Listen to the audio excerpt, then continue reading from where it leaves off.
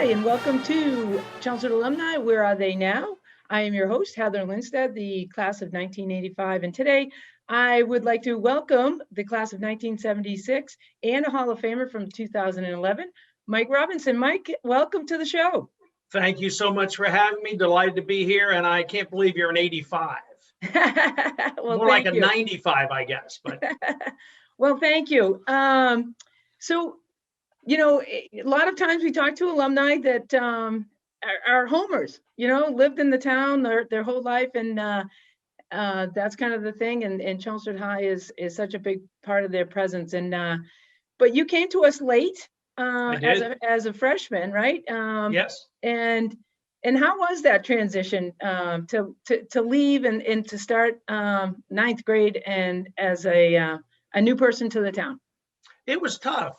We moved from North Carolina to Chelmsford, and I went to the Chelmsford Junior High School when there was one. Yeah. And it was a tough transition. I had a little bit of an accent and, of course, didn't know anybody. And we moved in the summer. But playing sports and doing some other activities helped a lot. You know, you immediately get a family. Coach Parasol, of course, was one of the football coaches. Randy Whitehead was my wrestling coach. And I just met some fast friends who have been lifelong friends, class of 76, 7, and even some 74s that were on the wrestling team that I still stay in touch with. Now, are you the oldest in the family? Because did you have siblings that followed? I did. I still am the oldest one. Yeah. I was going to say I was the oldest. I still am. Yeah. My brother Kevin was a 78 graduate. My sister Ann was a 1980 graduate of Chelmsford High. My sister Kathleen, attended Chelmsford schools, but my mom moved away before she was able to graduate there. Okay, yeah, but so you led the charge.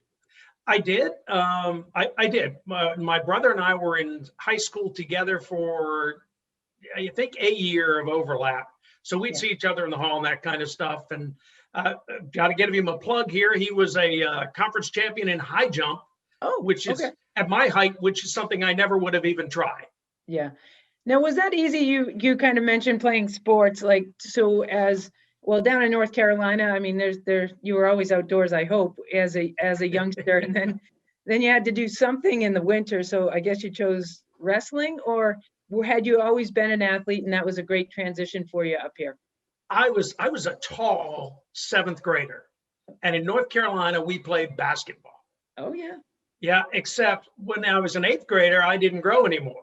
And so everybody else kept growing around me.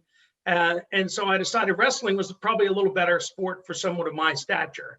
Yeah. So I started wrestling, and it was a great, I didn't even know Chelmsford had that tradition, but boy, was that a powerhouse program then and now. And a lot of great life lessons. And as I said, great teammates that I'm in touch with to this day. Yeah. You know, it is funny. And I have to tell you, Coach Whitehead actually was a PE teacher at Byam School, and didn't matter if you were male or female, you had to wrestle in his practice too. So when I saw him at the high school, though, I avoided that room. But yes, I'm certain, yes. He was a great guy. But you've talked about some other people, and I thought this was interesting that Bernie Battle was probably one of your mentors and got you kind of into the politics. But when you got the phone call to go into the Hall of Fame, you went into the Hall of Fame at Chelmsford High at the same time, didn't you? Yes, we did. It was that was a special honor to get in, but also to go with Mr. Battle. Yeah. What was it about him? I mean, I think we all have our stories about Mr. Battle, but what was it that really? Well, I mean, he's just a super personable guy, but I should remember the course, but he insisted that we all go work for somebody's political campaign. I want to think it was fall 74. And I just happened to end up on Paul Tsongas's congressional campaign. Yeah. And it got me started thinking about it. And then, you know, it's one of those things, you know, you throw a pebble in the pond and the ripples go out and out and out. 100 years later, I'm giving my son the Sunday morning civics lecture. And I said, you know, you're supposed to be a volunteer in the community. You're supposed to do stuff. And he said, well, what are you doing? And I went through, well, I do Adopt a Highway. I was, contributing to Habitat for Humanity. but I got to thinking about maybe there was something else. And I read in the newspaper that North Carolina's Senate seat was wide open. And the very next Sunday, I mean, within a couple of days, I'm at church, kind of half listening, as some of us do. And the minister had said, God doesn't call the equipped, God equips the called. And I said, oh, okay. And so, thinking back to my experience with Songus and Mr. Battle, I said, well, I'll give it a go. And so I did. And I ran for the U.S. Senate in 1998. I was a distant fourth in our primary. Yeah. But because of, in North Carolina, we like to gerrymander political districts or congressional districts. Yeah. It's the number 2 sport behind basketball. But we had a gerrymandering case. And so they reopened filing for the House seats, House of Representatives. Yeah. And I was able to run as my party's representative and gave a really good showing in a very tough district.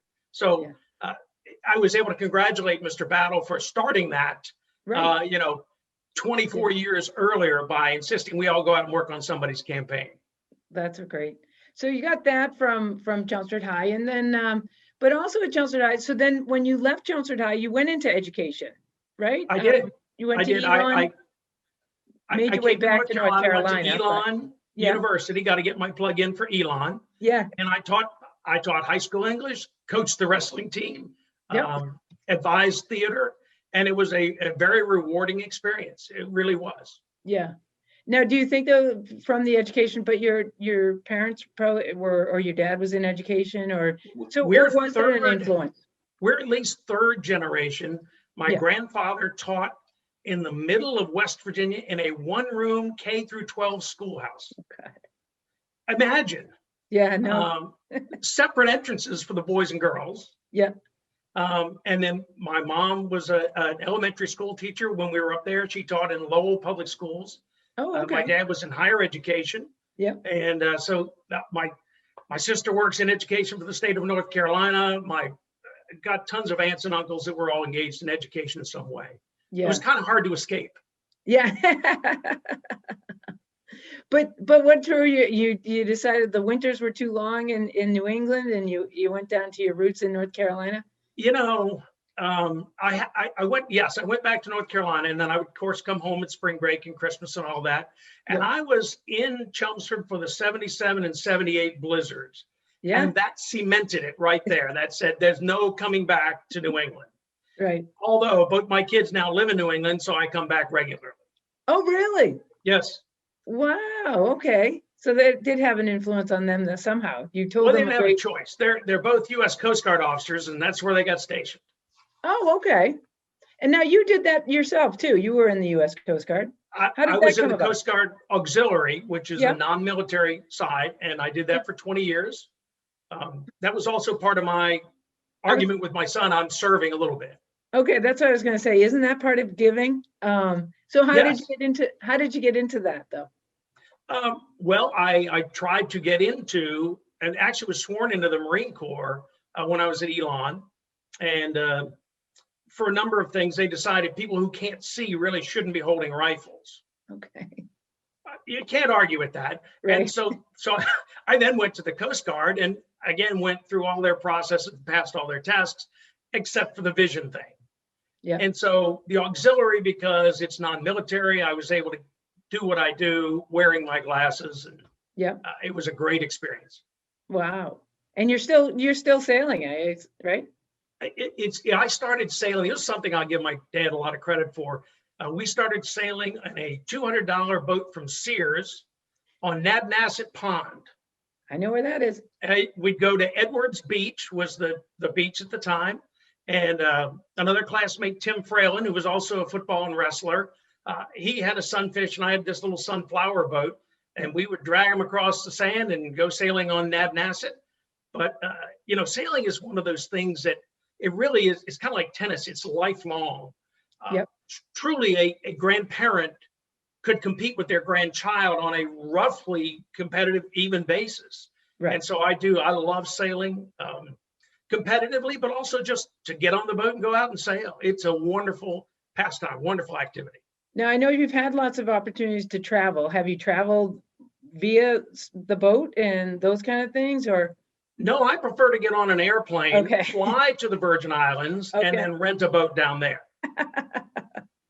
I've done the sleeping in wet, soggy gear and cold and all that, and said, nah, Okay. yeah, American Airlines flies there just fine. Okay. So you went into education, but then you decided to change well, and then you went into politics too, but then you just changed what your career paths were. How did that all come about? I'm not sure I would have ever left education, but this would be 1983, 4, the first Reagan era recession. I got riffed. I was the last English teacher in the department, and you're the first guy out. Yeah. And so I said, well, maybe I should look for something that's a little more stable. And so I actually got into adult education with a major corporation, Monsanto. Yeah. And did a lot of leadership development and also Lean Six Sigma training with them. And then for the last 23 years with Corning, who has been a marvelous employer. We do everything cool in glass and ceramics. Just a little quick plug for the company. Yeah. But they have allowed me to travel everywhere. I think I've been to 30 something countries. Yeah. Every continent but Antarctica. Oh, good. Yeah. And that's not really on my list either. Yeah. Number one, we don't have a factory there. Okay. And it's cold. Right. I figured. And as you recall from my New England experience, I'm not a cold guy anymore. Yeah. Yep. But do you think that some of the leaderships, like skills that you inherited, do you think contributed a lot from going to Chelmsford High School, and I know the coaches that you had and kind of the atmosphere, and again I find, I mean, obviously I'm an alum, but I feel like there was something different about that school and really giving us our passion and our drive to kind of have that success and be leaders. And quite honestly, I think leaders usually give, like you've mentioned. So do you think that the sports at Chelmsford High helped you in that? Well, not just sports, but as you said, the whole atmosphere. It was a really special place and time. Yeah. I did the double sessions thing at the old high school for 1 year as a 10th grader. That taught me a lot. Yeah. But literally all the teachers that I had at Chelmsford and classmates, and the whole way it was set up, with the new high school, the houses, the whole emphasis on giving back to the community, leadership. It was in those early days of Northeastern where they did, a lot of that experiential education stuff.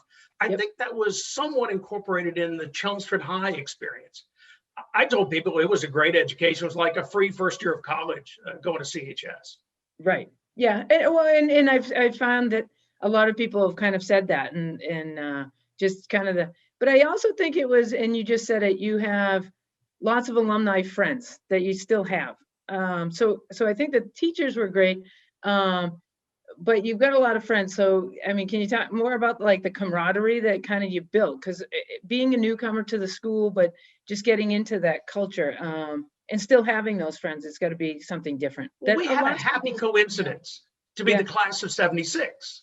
Yeah. So there was all that bicentennial stuff, and it was a really special time. I mean, my friends and I, some of us rode bicycles on the route that our Minutemen took to Concord on the 200th anniversary of the Old North Bridge fight. Oh, okay, yeah. The marching band marched to Concord on that day. There were just a lot of happy coincidences that really added to it. But to talk about the camaraderie and the feeling at the high school, how many high schools have an alumni association that's worth anything? Right. They put out a newsletter. Okay, great. The CHS Alumni Association is actually doing some things. And I think that speaks to that whole high school experience. It was, as I said, a really positive time for me. Yeah. Yeah. So have you been back though to go to any of the games and those kind of things, wrestling matches, or? That's a little challenging. Well, this year it is, that's for sure. But yeah. I've wanted to do, in fact, I have, because for some strange reason, Chelmsford classes like to hold their reunions around Thanksgiving. Yep. Which makes it a little tough if you don't live in town. Yeah. But I did get back for one of those and did get to a football game one time. I've yet to see a high school wrestling match there. I would like to go back. I mean, so Bruce Rich was a senior when I was a freshman.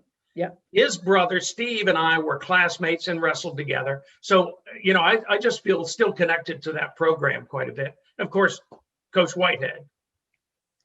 Correct. Right. I know. I know how that goes. And around the town, did you ever have time to work or any of that during that time? I mean, and talk to me too about the Songus campaign and those kind of things, like just being able to do kind of all of those things. It really was a place and a time that allowed me to do a lot of stuff. I question, of course, as a 15-year-old, you make dumb decisions. Of course. I chose, after all this about sports, to not play football and wrestle, particularly my senior year. I did help start the Chelmsford soccer program. Yeah. First year, that was a character building experience. Yeah. We got crushed by everybody. But I didn't just waste my time. I went to work for the local newspaper, which was the Chelmsford Sentinel. Yep. And I covered high school sports for the Sentinel. They placed a little ad, said, we're looking for a high school junior or senior. I said, that's me. And I gained a lot of experience writing. I got a cover photograph and story when Chris Eliopoulos won the state championship in wrestling. Yeah. And so, I covered everything. I covered the women's sports. I covered, of course, the men's sports as well. It was a great experience. When I'd go to Methuen or Andover or whatever else in their stadium, and I'd have my press pass on, people go, who's a 16-year-old kid with the press pass? But, I would always take a couple of articles and say, see, I really do write for the paper. Yeah. That was such a great experience. It taught me a lot about. Go back to starting the soccer program. Like, where did that, I mean, obviously you must have played when you were younger and those kind of things, or no? So how did that come about? Coach Italo Agostino, somehow or another, somebody convinced him that Chelmsford needed soccer. We needed something for boys and girls who were not huge, so we're not football players. Actually, the only reason I did it was to get in shape for wrestling, because soccer players run a lot. I hear you. So he recruited all these wrestlers, small football players, and hockey players that needed to get in shape, because we're going to run. But he actually started a society, the Chelmsford Soccer Founders Association. I still have my little patch somewhere. Yeah. And it was really like being the plank owner of a ship. You're the start of something new. You're the first of that. Yeah. And we worked really, really hard. The McClarneys were on that team with me. I'm trying to think who else. There's a lot of guys that I'd played football or wrestled with. Yep. And we went, as I recall, 0 wins, 12 losses, and 2 ties. And they weren't 0-0 ties. They'd be like 2-2. Yeah. And Coach he was a smoker. And he promised us he would quit smoking if we would win 1 game. So those 2-2 ties were just terrible. Right. Yeah. Yeah. I mean, we wanted him to quit so bad, but. So I guess my thanks is to you. I didn't realize I'd be thanking you for my soccer career at Yeah, I mean. Well, obviously we had soccer, and soccer is, not a lot of people like to talk about, but the stadium really started out for soccer. Yes, absolutely. Right? And so I remember when they were putting the fences up, and I said, this is for soccer, but it's a little short for my throw-ins. Like, could they widen it out? But so thank you. I enjoyed my soccer career at Chelmsford High, and I actually got to play a little bit in college too. So, but I'm full on with what you said about soccer, because hockey actually was my sport, and I enjoyed playing soccer to stay in shape for hockey. So there you go. There you go. The interesting thing. I did not know I'd be meeting you, and that's who started it for me. So and where the stadium was a sand hill when we started. Well, that's where Coach would take us to run up and down those sand hills. He said, sand builds strong calves. Yeah. So, I think he must have passed that on to all the other coaches too. everyone, yes. So from that experience, is that why you enjoyed coaching too? I know you gave back in that way too. Is it from some of the experiences you had as a student athlete and things that you learned from your coaches? I had such great role models as coaches. I've mentioned Coach Parasol, Whitehead, Coach Bovey. I mean, all of those guys, and even the female coaches. I learned a lot about how to be a coach. And so, talking about soccer, when you're my age and your kids play soccer, and the other parents find out you played soccer, congratulations, you're the coach, because nobody down here knew the game. Okay. Well, okay, I understand the rules. Yeah. And so I started coaching both my son and my daughter in their soccer programs, and then other things. And then when they got to high school, here's wrestling. I know something about that. Yeah. So, I really did know that one. Did you start wrestling down there, or had they had a wrestling program? Oh, yeah. Actually, they had a reasonably good wrestling program here. Yeah. Not on Chelmsford level. Okay. Yeah. But, we had a pretty good program. Yeah. But I also got to coach my daughter's women's high school tennis team. Oh. Which I'd also picked up a little tennis in Chelmsford. I wasn't very good at it, but I understood the rules. And the main coach actually couldn't hit the ball back and forth with the girls.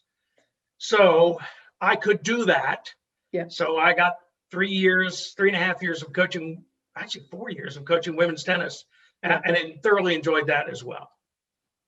And I don't know what you were thinking when you said to your son that you hadn't given. Like those are you sound like you just keep giving. Because now, I mean, that is what coaching is about, right? Giving of yourself, trying to build leaders and those kind of things. I'm sure you had a great influence on those students. We weren't teaching sport. Right. We were teaching life.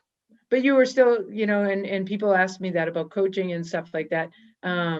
You're still a teacher. Really, the term is coach, but in reality, what you're doing is just being a teacher. Yeah, absolutely.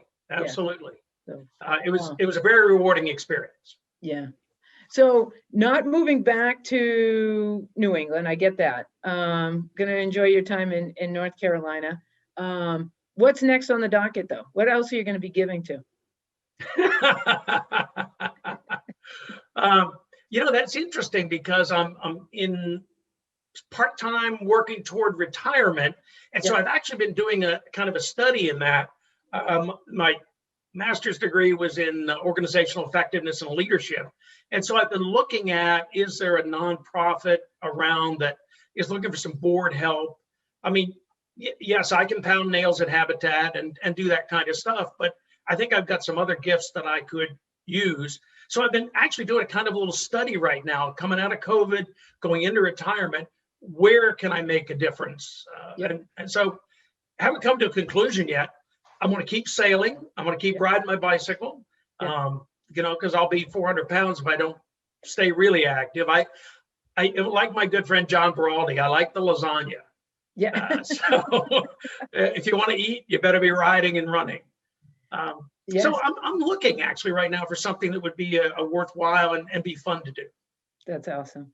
Well, listen, I have truly enjoyed this. I get to thank the architect of soccer, or one of, at Chelmsford High, and I certainly understand why you're in the Hall of Fame, and you are a diehard a Lion, and I truly appreciate you coming on to the show. I want you. Yep, Alumni Association for life. I'm a life member. Yeah.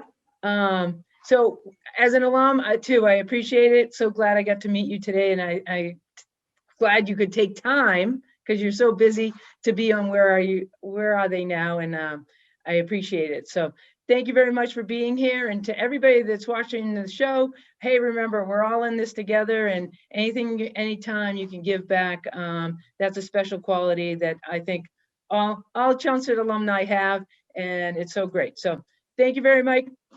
Thank you, Heather. Best wishes. A great pleasure. Thank you.